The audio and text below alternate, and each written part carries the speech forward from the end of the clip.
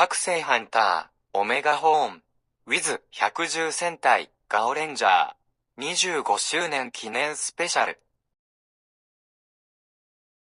The story starts at a grassy field where the treasure hunter, Shout the Fiery, along with his Kakuzyu partner, Enkaku, are journeying to find rare treasures that Shout could find.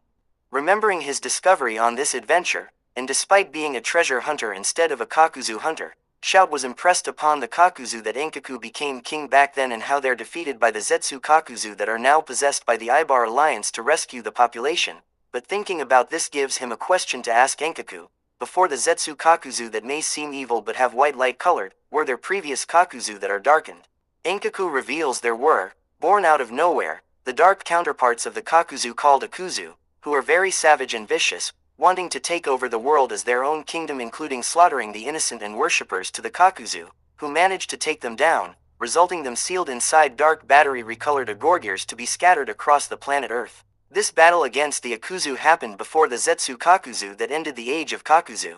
This makes Shout fascinated, including his Omega Analyzer Anna, who doesn't get any information on who the Akuzu are, wondering if someone would find those batteries to unseal them and become a captain to those dark beasts, which Enkaku hopes that will never happen. As the two arrived at the jungle where Anna detects a rare treasure close by, a very powerful reaction. The two follow the reaction to a tree, where the treasure is located buried underground covered in leaves. Seeing to be a small treasure in disbelief, Shout thinks if it's another Agorgir, since the Dokukaku Agorgir, that he would sell to a store again, but Anna reassures him they don't know if it's a relic battery or an artifact unless Shout can dig it out, making the latter side to uncover the treasure, still believing to be an Agorgir, but Enkaku stops his captain by revealing the reaction he senses from that unknown treasure is negative. Just then, a loud male voice was heard from behind, yelling, "Get away from that treasure." Then suddenly the two get attacked by a man in black clothing and a red backpack who performs feline combat techniques at them, swatting the two away from the treasure. The man reveals the treasure Shout seeks is something that he should never get his hands on, because that treasure will be the man himself's to take. Despite Enkaku's objections towards Shout, and especially the man, on confiscating the negative reaction treasure, Shout talks back at the man that if the treasure is very special despite being negative, then it's something for the fiery treasure hunter himself to take first as his hobby, charging at the man to get him away from the treasure he's trying to dig it out from the leaves and dirt, resulting in a brawl. In order to not let Shout get his hands on the treasure, the man pulls out a red recolored Omega horn and a black colored Agorgir to insert it into the megaphone, shouting, much to Enkaku's horror, "Awaken, Meiaku," granting the man that Kakuzu's power of a unicorn penguin to injure Shout, who transforms into his Go-Hunt suit as Captain Omega Horn to find a way to knock out the man, while getting informed by Enkaku that the Kakuzu's power the man's using is actually a Akuzu,